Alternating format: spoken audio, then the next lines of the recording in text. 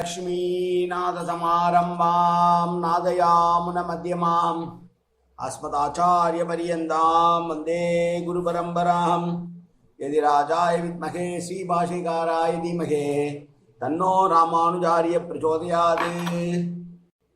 ஆழ்வார்கள் திருவடிகளே சரணம். எம்பெருமானார் திருவடிகளே சரணம். ஜீயர் திருவடிகளே சரணம். யோ நித்யமச்சுதபதாம்புஜயுக்மருக்ம व्यामोगदस्दतितरानतृणायमेने अस्मद्गुरोर् भगवतोऽस्य दयैक सिन्धो रामानुजस्य शरणं शरणं प्रपद्ये. நீரார் கடலும் நிலமும் முழுதுண்டு ஏலார் ஆலம் ஏதுயிலந்தாய் சீரா திருவேங்கட மாமலை மேய ஆறாமுதே அடியேர் கருளாயே. எல்லாம் வல்ல ஏழுமலையான் பெருங்கருணையால் 4000 திவ்ய பிரபந்த பாசுர பதிவேற்றங்களின் வரிசையில் இன்றைக்கு 2734வது நாள் பாசுர பதிவேற்றம். நம்மாழ்வார் அவருடைய திருவிருத்தம் என்கிற திவ்ய பிரபந்தத்தினுடைய 95வது பாசுரம் தலைவி அறத்தோடு நிற்க துணிதல் என்கிற கோட்பாடான பாசுரம்.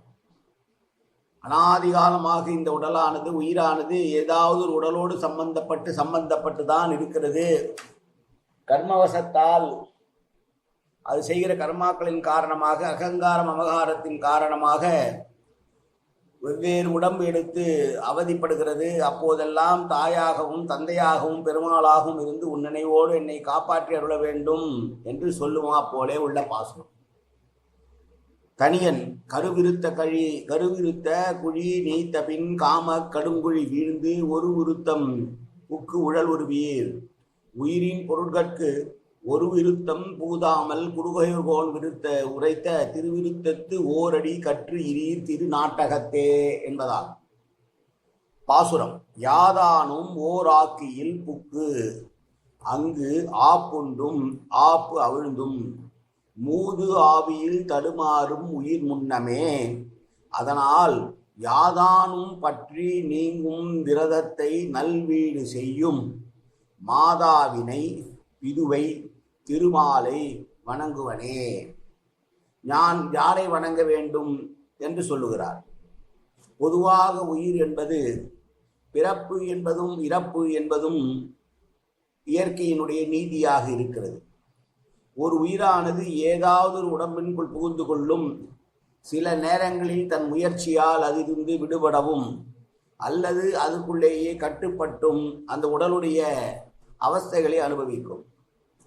அதனின்று நீங்க வேண்டும் உபாயத்தை தருகின்ற தாயார், என்னை நாயகனோடு மனம் புரிவிக்கவில்லை தந்தை, எம்பெருமான் இவருடைய தொழுது வணங்குவதே எனக்குரிய கடமையாக கருதுகிறேன் என்று ஆழ்வார் பேசுகிறார். இந்த பாசுரமும் ஆழ்வாருடைய தனித்தன்மையான வார்த்தைகளாக அவராக நின்று வார்த்தை பாடுகளை வெளிப்படுத்துகிறார் என்றுதான் கொள்ள வேண்டியிருக்கிறது. என்றாலும் இயன்றவரை பொருளை தருவதற்கு முயற்சிக்கிறேன் அடியேன். வல்லார் வாய் கேட்டு அருளுக என்பதை தவிர வேறு எதுவும் சொல்ல தெரியவில்லை எனக்கு. எந்த உயிர் எங்கே போனாலும் இருந்தாலும் நான் என் தலைவனை விட்டு விளங்காமல் இருக்க விரும்புகிறேன். தாயும் தந்தையுமான அத்திருமாலே என்னை காக்கும் பொறுப்பை ஏற்றுக்கொள்ள வேண்டும் உடையவன். எனவே அவனையே வணங்கி துதிக்கிறேன் என்று இந்த பொருள் தலைவியாக பராங்குச நாயகிக்கும் ஆழ்வாருக்கும் ஒரு சேர பொருந்தி வருவதாக பார்க்கிறோம். எத்தனை பிறவி எடுத்தாலும் எம்பெருமானை எனக்கு அடைக்கலம் ஆவான் என்று ஆழ்வார் கூறுவதாக கொள்ள வேண்டும். பராங்குசநாயகி தலைவி கூறுவதாகவும் கொள்ளலாம். பராங்குசநாயகி தன்னுடைய தலைவனுடன் கூடி கலந்து அவனையே மணாளனாக பெற வேண்டும் என்பதை தோழி மூலமாக செவிலித்தாய்க்கும், செவிலித்தாய் மூலமாக நற்றாய்க்கும், நற்றாய் மூலமாக தந்தைக்கும், உற்றார் உறவினரோடு வெளிப்படையாக தெரியப்படுத்துவதால் இந்த துறையானது அறத்தோடு நிற்றல் என்று வழங்கப்படுகிறது. களவு வழியான புணர்ச்சியில் இயற்கை புணர்ச்சி, பாங்கர் கூட்டம், இடைத்தலைப்பாடு, பாங்கியர் கூட்டம், பகற்குறி, இரவு குறி, ஒரு வழி அனத்தல் வரை பொற்பிரிதல் என்ற ஒவ்வொரு வகையிலும் தவறாமல் ஒரு பிரிவு நேரும். என்று ஒரு கூடுதல் செய்தியை பிரதிவாதி பயங்கர மணங்காச்சாரியா சுவாமிகள் தன்னுடைய உரையிலே சொல்லுகிறார். இந்த உயிருக்கு அனாதிகாலமான சம்பந்தம் யாரோடு இருக்கிறது என்றால் பெருமாளோடு தான் இருக்கிறதா நாம் யோசிக்க வேண்டும். கூரத்தாழ்வான் ஒரு முறை பசியிலே இருக்க பெருமாள் அவருக்கு பிட்சைக்கு எதுவும் கிடைக்காமல் பசியோடு வாடுவதை கண்ட அவருடைய துணைவியார் உள்ளே கோவிலிலே திருவாராதனம் நடந்து பஞ்சபட்ச பரமான்னம் என்று சொல்லக்கூடிய 5 வகையான பரமபோக்கியமான பிரசாதங்களை பெருமாளுக்கு படைக்கிறார்களே என்று எண்ணி மகன் இங்கே பசியோடு இருக்க அங்கே தாய் தந்தையை உண்ணலாமா என்று நினைத்தாளாம். அதை அறிந்த நம்பெருமாள் அருட்பாடு செய்து அருள்பாலிட்டு தன்னுடைய அர்ச்சகர்கள் மூலமாக பிரசாதங்களை கூரத்தாழ்வான் திருமாளிகைக்கு அனுப்பி வைக்கிறார்.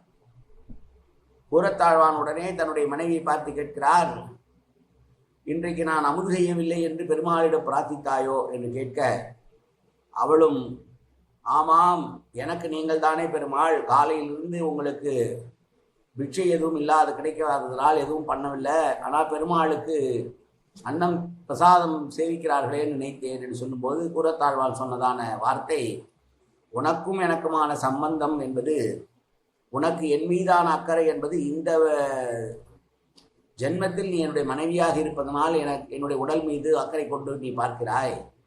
ஆனால் பெருமாளுக்கும் எனக்குமான சம்பந்தம் என்பது அனாதி காலமான சம்பந்தம். அவனுக்கு தெரியாதா எனக்கு எது கொடுக்க வேண்டும் எது கொடுக்கக்கூடாது என்று? நீ இவ்வாறெல்லாம் வேண்டுவது சரியா என்று சொன்னதாக குரு பரம்பரையிலே வரும். அடியேன் இதை உதாரணமாக இங்கே சொல்லலாமா என்று தெரியவில்லை. ஆனால் ஆத்மாவுக்கு அனாதிகாலமான சம்பந்தம் என்பது பெருமாளோடு தான் என்று நம்முடைய ஆச்சாரியர்கள் உரைத்ததனால் அதை நான் இங்கே உங்களிடம் பங்கிட்டுக் கொண்டேன். அப்படி தலைவியானவள், நீயே எனக்கு அனாதிகாலமான உறவாயிருப்பதனால் உன்னை விட்டு பிரியாமல் இருக்க வேண்டும் என்று சொன்ன பாசுரம் இந்த 95வது பாசுரம். மீண்டும் பாசுரத்தை சேவிப்போம். யாதானும் ஓர் ஆக்கியில் புக்கு அங்கு ஆப்புண்டும் ஆப்பு அவிழ்ந்தும் மூது ஆவியில் தடுமாறும் உயிர் முன்னமே அதனால் யாதானும் பற்றி நீங்கும் விரதத்தை நல்வீடு செய்யும் மாதாவினை விதுவை திருமாலை வணங்குவனே. காயேன வாச்சா மனசேந்திரியர்வா உத்யாப்தனாபா பிரகதேது ஸ்வபாவாது கரோம் எத்தது சகலம் பரஸ்மை ஸ்ரீமன் நாராயணாயேதி சமர்ப்பயாமி. உடலாலும் உள்ளத்தாலும் வாக்காலும் சகல விதமான பாவங்களும் தோஷங்களும் நிறைந்ததாக உலகத்தில் இருந்த போதிலும் அடியேன் செய்கிற நல்வினையோ தீவினையோ அத்தனையும் உன்னுடைய கமலமலர் பாதங்களில் சமர்ப்பிக்கிறேன் கண்ணா. காத்தொழுவாய் கண்ணா, ஏற்றுக்கொள்வாய் கண்ணா. எப்போதும் திருநாமம் கண்ணா கண்ணா கண்ணா என்று என் நாவில் வருவதற்கு அன்புவாய் கண்ணா. சர்வத்திர கோவிந்தநாம சங்கீர்த்தனம். கோவிந்தா கோவிந்தா கோவிந்தா கோவிந்தா கோவிந்தா கோவிந்தா கோவிந்தா கோவிந்தா கோவிந்தா.